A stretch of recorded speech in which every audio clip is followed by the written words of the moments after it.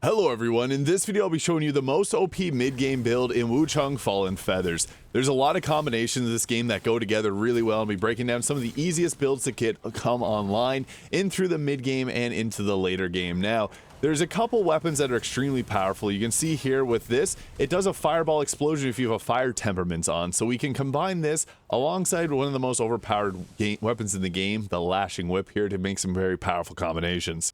Long swords in this game are very powerful, and that's because they get the sword counter ability. But this one in particular, the Flamebringer, is going to be one of the most strongest weapons in the game. You can get this from the General of the North, I Nenghe, and the reason that we want to use this is some bosses melt to it. Like the Tiger boss is a very challenging boss in this game. If we use the fire temperaments and then this weapon, the attack, the internal firebrand, is just insane the amount of damage that it can do. But whenever you use a temperance to buff fire, it makes the effect that much more potent. So whenever you buff this up in fire, it gets some crazy damage. And the Lashing whip is going to be for everything else. The reach on this weapon is insane. So it goes out and extends out. And when you use the whip dance, you can hit enemies from pretty much anywhere in your camera view. And the sword counter can also be put on this. Now, I only have them up to a +7 at this point, but honestly, however many upgrades for the weapons you can find is good. These weapons here are the two best. Now, if we don't want to use one of these, another extremely useful weapon to put on is the Dark Frost Edge. This is a weapon you get at the very start of the game. The reason we want to use it is the evasive maneuver ability here. So there is a spell that we can get that'll give us the evasive maneuver, but basically what it does is you get full invulnerability to damage for the next hit, and it lasts for a few seconds. I think it's about 5 or 6 seconds. And with that, you can just avoid taking damage. So you can swap between these, have the Lashing whip out, and then use your left stick press whenever you have the Skyborn Might. Swap to the Dark Frost Edge here, and you get that free invincibility from that one attack, which is extremely useful in a lot of bosses that can sometimes one-shot you. As for gear, it's honestly dependent on the boss. I like the Fangling's wedding dress because there is, at the mid-game, a lot of lightning bosses, so these ones are going to be some of the more effective against lightning. Again, blue means good, red means bad, so find the boss's damage type. Typically, a lot of them in the mid-game are fire and lightning, so those two would be best used for these types of bosses, or really, you can transmog them to make it look how you want. One of the most powerful pendants in the game is the Lich pendant here, so slightly reduces the damage you take and prevents beast roars from making you flinch. A lot of bosses will do this, so this is one that you pretty much always want to have equipped, and it'll slightly reduce damage, so nice for all enemies.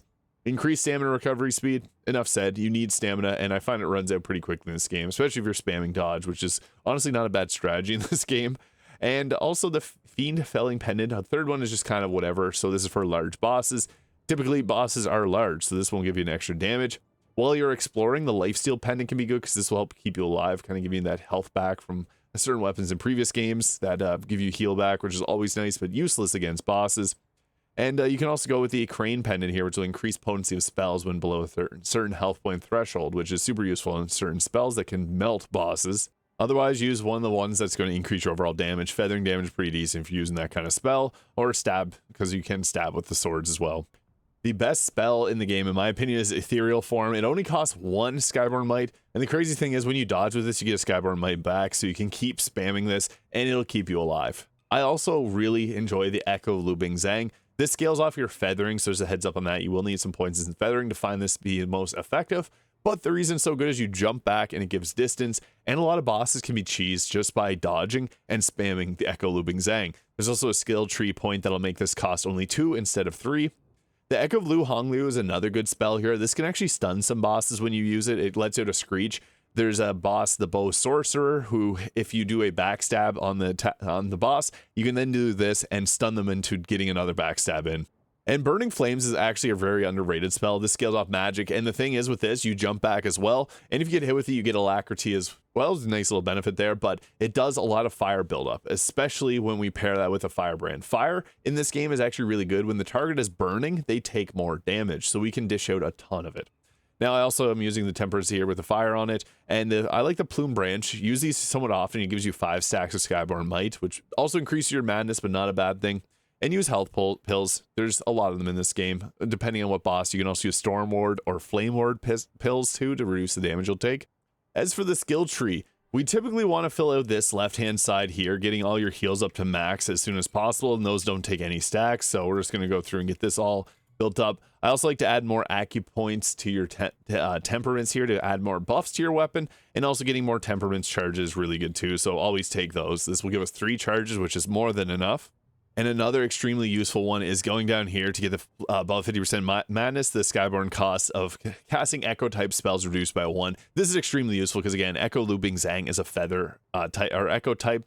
And then we want to grab Leech here. This is extremely useful. So fire damage or Leech is going to be our best choices most of the time.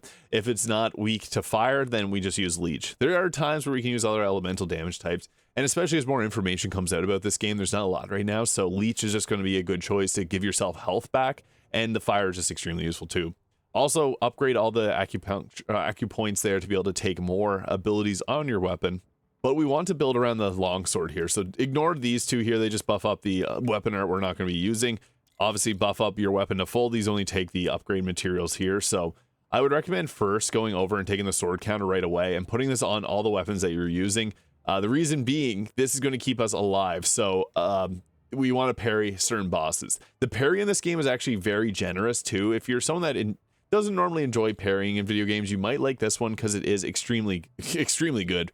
We also will then want to take up our weapon as much as possible. It's also not a bad idea to get any disciplines too, because they can buff up your weapon from different Acupoints that you upgrade your weapon with. We're going to go down here, Sword Set Event, which is super useful for the Clash. So Clash will reduce the damage that you take if you do your 3rd attack and the enemy attacks you, which, trust me, this actually happens more than you'd think. This will reduce the damage that you take.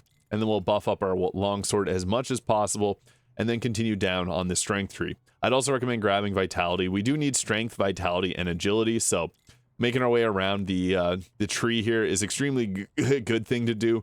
And I would just recommend filling out both of these, getting the extra endurance and then getting the extra agility too. So we can just build our way down around this way. Longswords in this game are very useful, and this build will actually work with other weapons too. So if you want to take some of those, we got agility and strength there. You can then go with a one-handed sword. I like the one-handed sword because this gives you magic or feathering, so you can choose to go more of a caster, which again is a really good choice, and it doesn't take a large investment. You can just go here, get +5 to magic. So this is going to increase all your spell damage, and certain statuses like burn will get increased as well. We also want to take all of these buffs around here too. And also this one down here to increase the burn buildup caused by spells is very useful because the spell you see there, the one I mentioned earlier, the Burning Flames, can apply burn pretty much to most bosses after 1 or maybe 2 uses. So very useful to have. And then when above 50% max madness, you gain 1 stack of Skyborn Might upon deflecting. So now our deflections will give us stamina, or give us the ability to cast spells, which is extremely useful. Always buff up your heals as much as possible too. And well, above 90% madness, the final strike of a light combo will heal you is actually pretty good. And you want to get into high madness often actually, because you can do it pretty easily by just buying things. I would recommend doing that. On the far left hand side of the skill tree too, there's either magic or feathering that you can get a big upgrade to as well. Not as good as the cost from the single one sword, but it's worth taking. And then you can also get more Acupoints on your temperaments there.